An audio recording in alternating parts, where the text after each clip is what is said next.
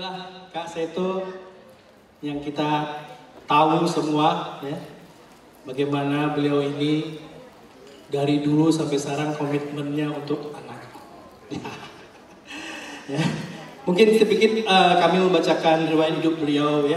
Data pribadi, nama Dr. Seto Mulyadi, PSI MSI, tempat tanggal lahir Klaten 28 Agustus 1951, agama Islam, istri 1, Ibu Hajah Deviana, anak 4. Riwayat pendidikan tahun 81 lulus sebagai sarjana psikologi Universitas Indonesia, 89 lulus magister bidang psikologi program pascasarjana UI, 93 lulus doktor bidang psikologi program pascasarjana Universitas Indonesia juga. Keanggotaan pengurus beliau ya, tahun 93 ke 85 sebagai Sekretaris Jenderal Ikatan Sarjana Psikologi Indonesia.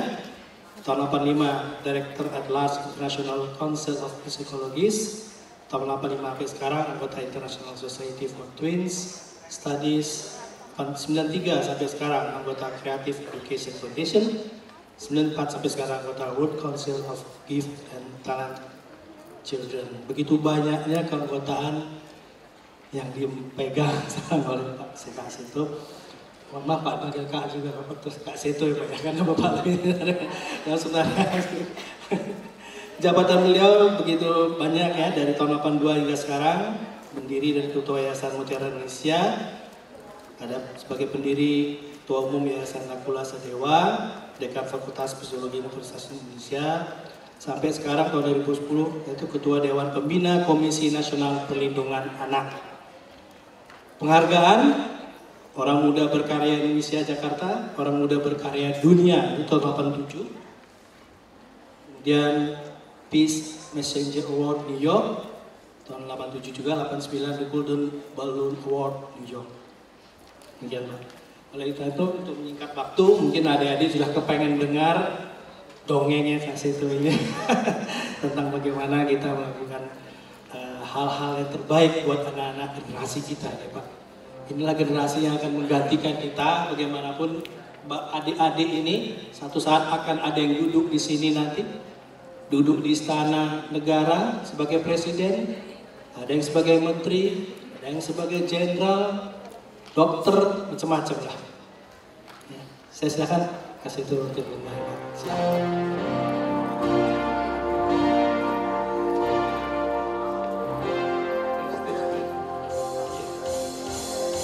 Ya, baik, terima kasih Bapak Insinyur Rudi Arifin untuk waktu diberikan.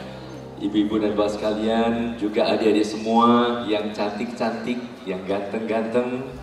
Sebelumnya untuk yang beragama Islam, kami ingin mengaturkan Assalamualaikum warahmatullahi wabarakatuh.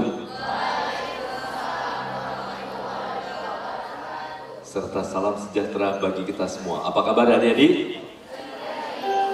Wah, kurang semangat. Apa kabar adik-adik? Mohon tepuk tangan yang meriah kita semua. Ya. Siapa yang merasa diri kreatif? Mohon angkat tangan. Wah, iya dong. Siapa yang merasa diri cerdas? Mohon angkat tangan. Siapa yang sudah punya cita-cita? Siapa yang mau menjadi apa? Dokter? Insinyur? Siapa yang menjadi sarjana hukum? Siapa yang menjadi menteri? Mau jadi presiden? Iya, tepuk tangan untuk kita semuanya. Baik. Adik-adik, Kak Seto mau dongeng dulu, boleh? Nanti kalau Kak Seto mengajak bernyanyi, setuju? Mengajak menari bersama juga setuju? Oke, tepuk tangan. Ya. Ada sebuah dongeng, kisah di zaman dahulu kala di sebuah hutan belantara di mana? Kalimantan, ya. Waktu itu Menteri Pendidikan di hutan belantara mewajibkan semua hewan harus mengikuti kurikulum baru.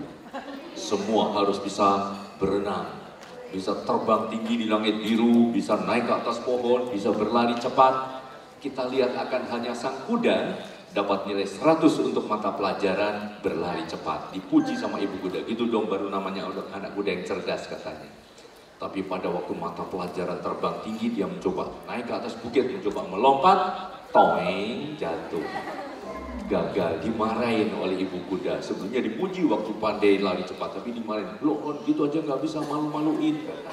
Disuruh les terbang, disuruh bikin PR terbang sampai tengah malam. Bukan makin pintar, akhirnya berlari cepat berkurang nilainya menjadi hanya 40 atau 50. Tentu berbeda dengan sang burung elang. Dapat nilai 100 untuk mata pelajaran terbang di langit biru, tapi waktu mata pelajaran berlari cepat, dia juga gagal. Macan untuk mata pelajaran naik ke atas pohon, dapat nilai 100 juga. Dipuji sama ibu macan, gitu dong baru namanya anak ibu yang cerdas, katanya, yang kreatif katanya. Tapi pada waktu mata pelajaran berenang, hampir saja tenggelam. Diomelin sama ibunya, Bloon gitu aja nggak bisa, malu-maluin, suruh les berenang juga, suruh bikin PR, suruh segala macam. Tentu berbeda dengan sang bebek. Dapat nilai 100 untuk mata pelajaran berenang di tengah danau Situ Gintung. Sambil nyanyikan lagu Potong Bebek Angsa. Tapi waktu mata pelajaran naik ke atas pohon, berkali-kali gagal juga. Nah, inilah yang kemudian banyak juga dirasakan oleh anak-anak pada waktu mata pelajaran. Waktu mata pelajaran 100 matematika, dipuji sama ibunya mungkin, gitu dong, baru namanya anak cerdas. Tapi waktu mata pelajaran matematikanya dapat 40-50, dia omelin habis-habisan. Gimana sih, bloon banget. Padahal pinter ngaji, pinter menari, pinter menggambar, pinter bernyanyi, pinter main musik. Seolah-olah cerdas matematika lebih hebat dari cerdas nyanyi, cerdas gambar, cerdas musik, dan sebagainya, dan sebagainya. Ini adalah diskriminasi atau pelanggaran hak anak yang pada dasarnya spektrum cerdas, spektrum kreatif itu juga luas.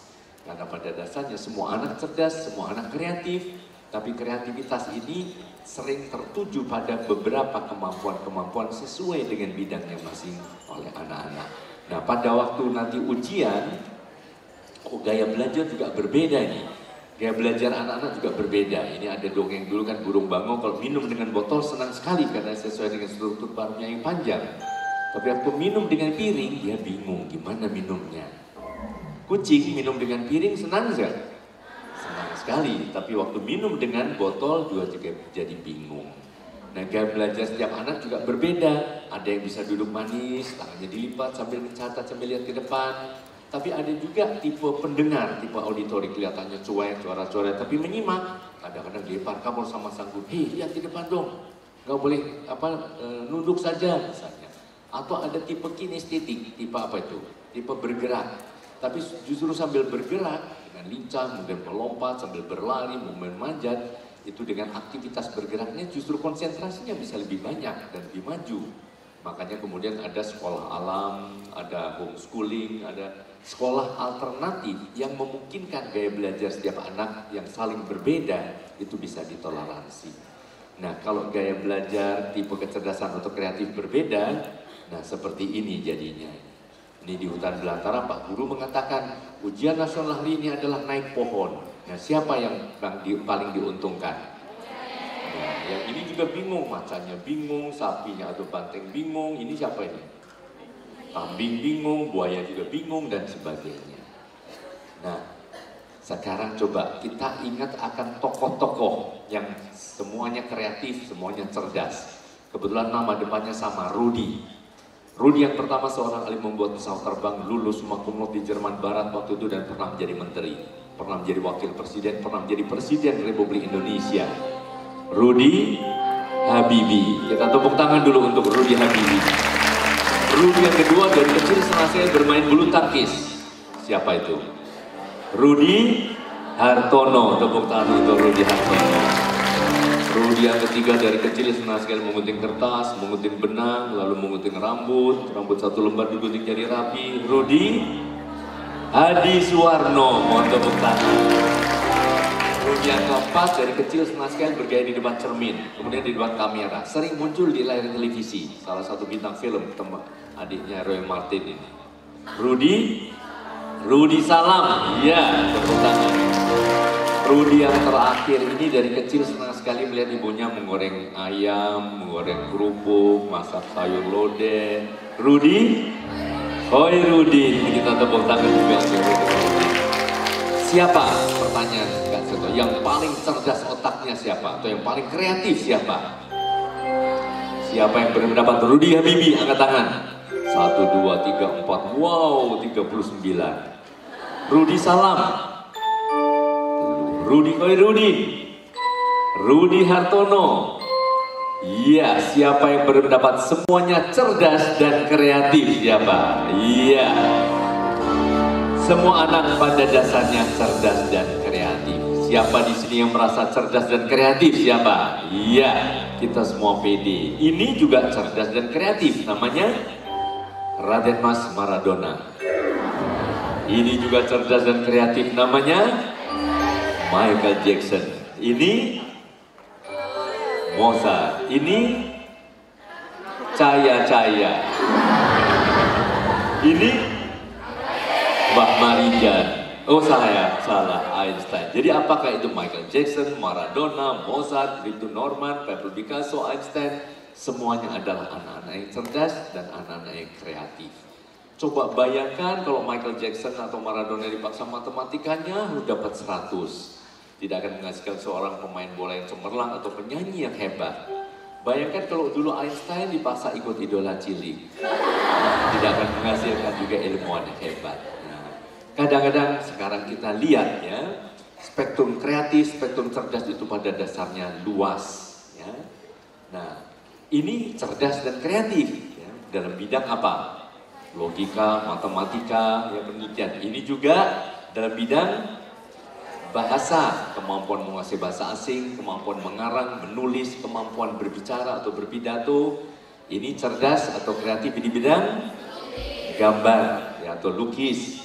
Bisa juga membuat patung. Ini di bidang musik, baik main band atau nyanyi atau mungkin musik tradisional.